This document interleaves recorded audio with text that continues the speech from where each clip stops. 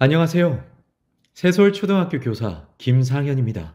오늘은 저와 함께 디지털 범죄 예방과 개인정보 보호 방법에 대해서 알아보도록 하겠습니다. 그럼 가시죠. 고고고! 디지털 권리장전. 이 말 들어보신 적 있나요? 디지털 권리장전은 디지털 시대 국민의 권리를 보호할 수 있는 그런 장치를 말합니다. 헌법에는 국민의 권리를 구현할 수 있는 그런 여러 가지 것들이 구현화되어 있는데 법에는 없지만 그래도 국민의 권리를 보호하기 위해서 이런저런 논의들이 필요하다라는 부분에서 이 권리장전이란 이야기가 나오고 있습니다. 왜냐하면 디지털 영역이 계속 확대될수록 역효과도 당연히 존재하기 때문이죠. 이렇게 메타버스나 인공지능 기술들이 계속 발전하고 있지만 우리는 흔히들 디지털 전환이라고 얘기는 하지만 그러면 그럴수록 디지털의 취약계층이 늘어나는 걸 이야기하죠. 이건 비단 나이가 많다거나 또는 특정 성별이라고 해서 취약계층이 되는 게 아닙니다. 누구나 디지털의 취약계층이 될 수 있습니다. 왜냐하면 그만큼 디지털의 또는 기술의 발전이 정말 빠르기 때문이죠. 디지털 세상에서 인권 침해가 계속 늘어나고 있는 게 사실입니다. 그 첫 번째 사례로 신상정보 무단 유포가 있습니다. 여기 보시면 디지털 교도소 논란이 있죠. 이게 무슨 말이냐면 법으로 처벌하지 못한 사람들을 신상을 공개해서 정상적인 생활을 하기 힘들도록 어떤 댓글이나 개인정보를 흘려서 이 사람들이 처벌받기를 원하기 때문에 이런 사이트를 만들어서 다른 사람들에게 퍼뜨리는 행위를 말합니다. 디지털 교도소라는 명목 아래에서 허위사실이 유포되거나 그 허위사실이 유포된 것에 의해서 사람들이 피해를 받는 경우가 종종 있다고 합니다. 생각해봐야 되겠죠. 우리는 정의라는 이름으로 이렇게 다른 사람의 개인정보를 함부로 퍼뜨려도 되는가? 다음 보시겠습니다. 디지털 노동 감시에 대한 사례가 있습니다. 사생활 침해 논란이 있죠. 작업장에서 노동자가 얼마나 열심히 일하는지, 업무에 집중하고 있는지를 CCTV나 또는 여러 가지 카메라로 지켜보는 거죠. 이게 과연 인권 침해가 되지 않을 것인가? 핸드폰으로 또는 SNS로 사람들을 추적하거나 또는 스토킹을 하는 사례들이 늘어나고 있습니다. 경찰에게 신변 보호를 이야기하지만 그럼에도 불구하고 경찰도 손 쓰지 못하는 그런 케이스들이 많다고 합니다. 협박이라던가 또는 정말 불쾌한 문자들을 보냄에도 불구하고 경찰이 대처하지 못하는 상황들도 있다고 합니다. 이제 정말 너무나 흔한 범죄가 됐죠.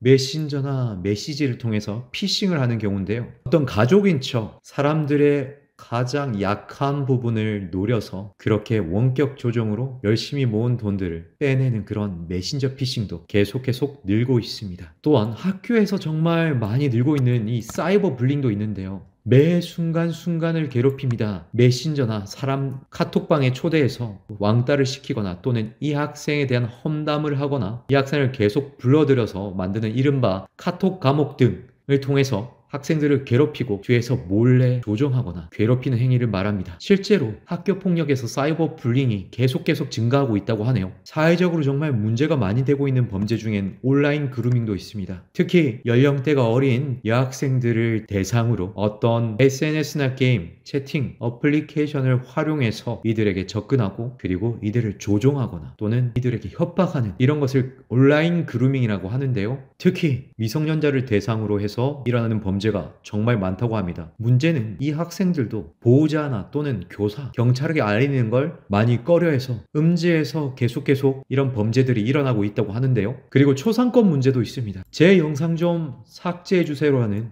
이런 의뢰가 많이 늘고 있다고 합니다. 몰래 혹은 심지어 동의를 받아서 찍어놓았던 영상이나 사진들을 온라인에 함부로 퍼뜨리거나 또는 핸드폰을 잃어버린 다음에 이들이 느끼는 어떤 심리적 고통과 그런 아픔들은 정말 상상을 초월하겠죠. 영상을 삭제하는데 드는 비용은 천차만별이지만 계속 이런 의뢰들이 늘어나고 있다는 것은 우리의 초상권이나 우리의 인권이 보호받지 못한 지대가 계속 늘고 있다는 얘기를 말하는 거겠죠. 또한 최근에 정말 큰 문제가 되었는데 딥페이크 범죄가 바로 그것입니다. 심지어 중학생들이 딥페이크 음란물의 대상이 되거나 또는 이들이 딥페이크 음란물을 만들기도 하고 의뢰하기도 했다고 하는 그런 충격적인 기사가 있었죠. 이 딥페이크는 현재 AI 기술을 통해서 어떤 불법 성인물이나 이런 곳에 자신의 지인이나 또는 사진에서 함부로 따서 그것과 비슷한 영상으로 만드는 그런 범죄를 말하는데요. 계속해서 디지털의 기술이 늘어나면서 계속해서 디지털 기술이 발전하면서 예상하지 못한 디지털 범죄가 이렇게 늘고 있다는 것을 우리는 알 수 있습니다. 그렇다면 어떻게 해서 이런 범죄에서 우리를 보호할 수 있을까요? 물론 100% 보호한 방법은 단 하나입니다. 이 모든 것으로부터 떨어지는 것인데 사실 현재 그게 쉽지 않죠. 모든 것과 차단되지 않는 이상 우리는 디지털 범죄로부터 완벽하게 대처하거나 완벽하게 떨어져 있을 수는 없습니다. 하지만 우린 노력해 볼 수 있습니다. 이름, 나이, 성별, 생년월일, 얼굴 사진, 전화번호, 계좌번호, 주소, 출신지, 출신학교, 이메일 주소 및 메신저 아이디, 주민등록번호 등을 함부로 알려주거나 올리지 않아야 합니다. 만약에 개인정보를 올린 게 있다면 삭제해야 됩니다. 학생이라면 이름과 거주지역도 발설해서는 안 됩니다. 실제로 코로나 때 학생의 건강상태 자가진단 사이트를 통해서 생년월일이나 재학 중인 학교를 무차별 대입으로 찾아내기도 했다고 합니다. 어른들 포함해서 우리는 땡땡마켓을 많이들 이용하곤 하죠. 근데 거기에서 우리는 무차별 범죄나 또는 이런 스토킹 범죄의 범죄 대상으로 지목될 수 있습니다. 우리는 인터넷 속에 불특정 사람과 접촉을 자제할 필요가 있습니다. 개인 간의 만남이나 정모, 집회 모두 위험성을 어느 정도 내포하고 있습니다. 또한 땡땡마켓처럼 중고나라 등의 그런 직거래도 위험성을 내포하고 있다는 사실을 현피를 하겠다 등등의 범죄도 일어나고 있다고 하니 또한 인터넷 속 사람과 접촉을 꼭 해야 되는 경우에는 신뢰할 수 있는 경우에만 만나고 그 사람을 만나러 나갈 그런 일이 있다면 주위에 믿을 만한 사람에게 꼭 미리 알리는 것이 좋습니다. 자그마한 정보를 통해서 한 사람을 특정하거나 한 사람을 스토킹 할 수도 있다는 사실을 잘 알려주는 영화가 있습니다. 한번 보시죠. Friends, right? She keeps to herself a lot. She's quiet. I did see her eat lunch alone. On Thursday? Every day.